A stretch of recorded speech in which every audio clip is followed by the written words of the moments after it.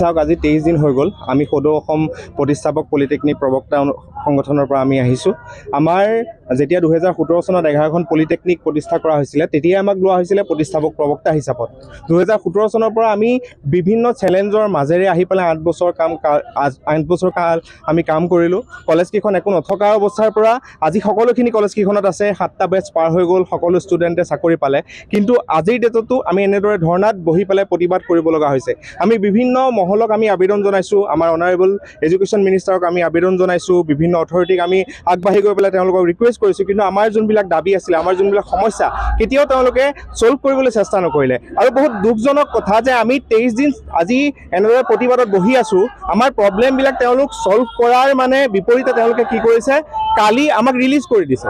আমি প্ৰতিবাদ কৰিলে আজি এখন গণতান্ত্ৰিক দেশত আমাৰ কি প্ৰতিবাদ কৰাৰ অধিকাৰ নাই নেকি? আমাক প্ৰতিবাদ কৰিলে আমাক চাকৰিৰ পৰা উলিয়াই দিব নেকি? আজি কি আমাৰ অসমত বা আজি ভাৰতত কাৰো এনেকৈ মাত মতাৰ, নিজৰ অধিকাৰৰ কাৰণে মাত মতাৰ কোনো অধিকাৰ হেৰুৱাই পেলাইছে নেকি মানুহে? আজি আমাৰ সেইটোৱে প্ৰশ্ন।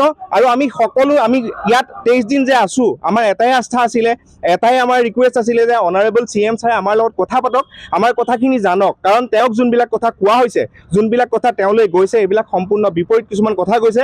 আৰু আমি আশা কৰিছোঁ যে গোটেই বস্তুটোৰ ওপৰত অনাৰেবল হিমন্ত বিশ্ব শৰ্মা ছাৰে হস্তক্ষেপ কৰিব লাগে আৰু আমাৰ যোনবিলাক দাবী আছে অতি শীঘ্ৰে তেওঁ ছল্ভ কৰিব বুলি আমি আশা কৰিছোঁ। আৰু চাওক, ইমান দিন আমি 23 দিন আমি বহি আছোঁ, কোনো এজন অথৰিটি আহি পেলাই আমাৰ খবৰ লোৱা নাই, কোনোৱে আহি পেলাই আমাৰ কি হৈছে বুলি আজিলৈকে এটা মাত দিবলৈ অহা নাই, কোনোৱে এখন আমাৰ ডকুমেণ্ট ল'বলৈ মানুহ অহা নাই। এনেকুৱা কাৰোবাৰ লগত হৈছে নেকি? আপোনালোকে চাওক, আমি কি এনেকুৱা অপৰাধ কৰিলোঁ, আমি অসমত কি এনেকুৱা অপৰাধ কৰিলোঁ? 8 বছৰ চাকৰি কৰি বহুতো MVI আমি জন্ম দিলোঁ, বহুতো ইঞ্জিনিয়াৰ আমি জন্ম দিলোঁ, কিন্তু আজি আমি এনেকৈ পদৰ পথত পঢ়ি পেলাই আমি কান্দিব লগা হৈছে। আমি আমাৰ যোনবিলাক অধিকাৰৰ কথা কোৱাৰ কাৰণে আমাক চাকৰিৰ পৰা উলিয়াই দিছে। তেওঁলোকে কয় যে তোমালোকে কোৰ্ট কেছ কৰিছা। হয়, কোৰ্ট কেছ আমি কৰিছোঁ, সকলোৱে কোৰ্ট কেছ কৰে। যেতিয়া অথৰিটি বা ওপৰৰ মহলৰ ব্যক্তিসকলে আমাৰ কথাত যদি কাণসাৰ নিদিয়ে, আমাক যদি গুৰুত্ব নিদিয়ে, আমাৰ প্ৰতি অলপো যদি 1% যদি তেওঁলোকে আস্থা নেদেখায়, তেতিয়াতো আমি জুডিচিয়াৰী ছিষ্টেমৰ ওপৰত আমি যাব লাগিব। চ' আমি আমাৰ যোনখিনি আমাৰ দাবী প্ৰথমৰ পৰাই তেওঁলোকৰ আগত দাবী দাঙি ধৰি আহিছিলোঁ, সেইখিনি এতিয়াও আছে।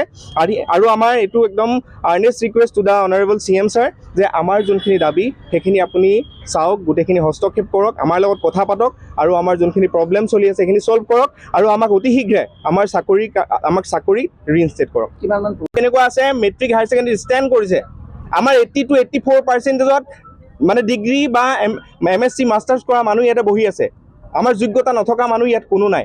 চ' সেইবাবে আমি আকৌ ৰিকুৱেষ্ট কৰিছোঁ যে গোটেই মেটাৰটোৰ ওপৰত তেওঁলোকে হস্তক্ষেপ কৰক আৰু আমাক অতি শীঘ্ৰে আমাৰ চাকৰিৰ কাৰণে আকৌ ৰিইনষ্টেট কৰক।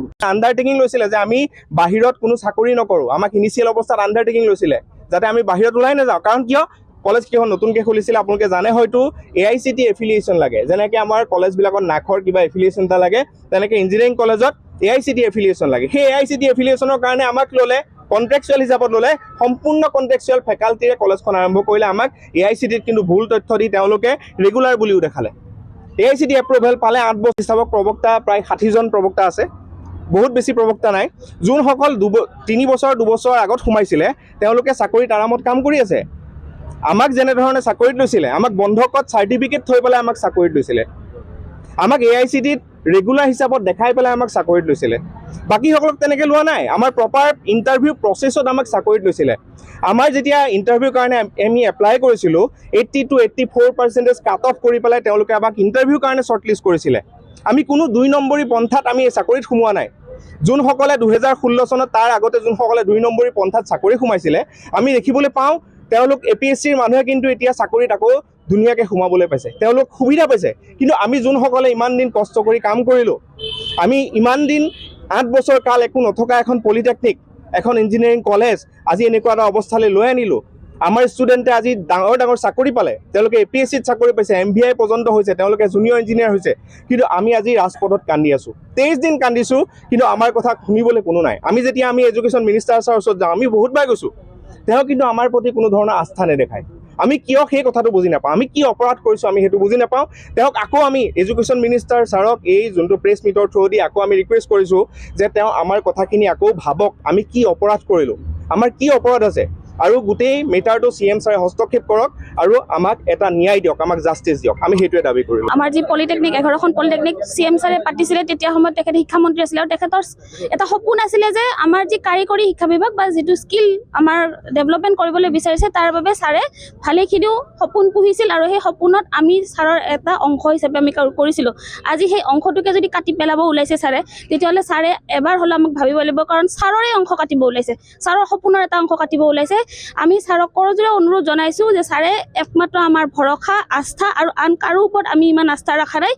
একমাত্ৰ CM ছাৰৰ মুখলৈ চাই আজি আমি 23 দিন বিনা বেতনে ইমান কষ্টত ইয়াত আহি আছোঁ। 23 দিন ধেমালি নহয়।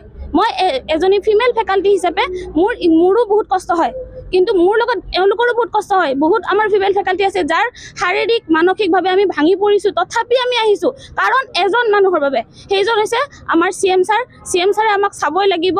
আমি তেখেতক বাৰে বাৰে অনুৰোধ জনাইছোঁ, কাৰণ ছাৰৰ যি সপোন, সেই সপোন বাস্তৱায়িত কৰাত আমি বহুখিনি ত্যাগ কৰিছোঁ, আমি বহুখিনি দিছোঁ।